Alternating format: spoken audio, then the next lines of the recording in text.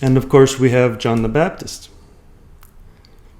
Now the Chosen portrayed him as a man, understandably, as a man who traveled, lived in the wilderness, slept in the mud, and never went to a dentist or anything.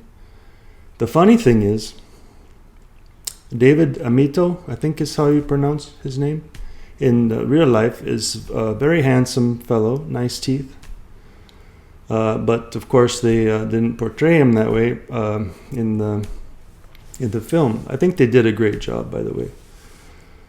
But in my research, I was digging and I found some interesting things about John the Baptist.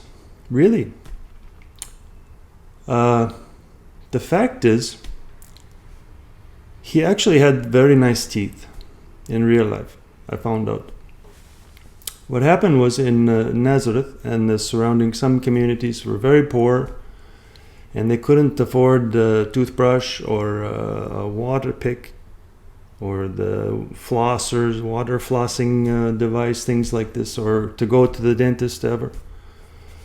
So they had to find a different method. Well, before John the Baptist and Jesus, there was a man. This is how the story goes. A man in Nazareth. You know the locusts, how a certain season they will come through, swarms of them, and eat everything, the crops and your flowers and the mailbox, everything. They would just eat everything. And this man was one day in his house, and a small locust came through the crack in the door. And he thought, well, these locusts eat everything. I'm going to grab him and see if he can eat the bits of food and plaque and things in my teeth, you know. Well, he tried it, and it was crazy. It worked really well. So he just ended up, he put it in his mouth, and it just crawled around, cleaned all his teeth very, very nicely.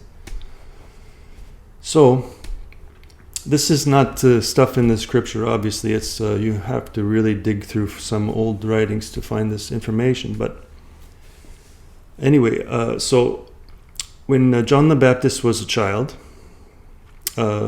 he was always running late for school. And Elizabeth would yell to him, "John, did you locust your teeth?" "No, Ema, I don't have time," you know. And so she would run to give him a locust to take with. So off he would go, and the kids on the bus, of course, they made fun of him. But, John has a locust in his mouth, and so he'd swallow it quickly and say, "See, I have no locust." You know how kids are, they're bullies, you know.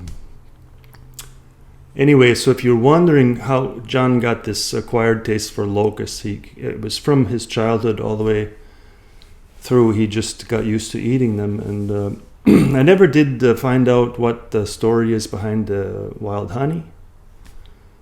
Maybe John liked to be stung by bees or something. I don't know, something weird, but if I come across this information, I'll be glad to share it with you. I just haven't gotten that far.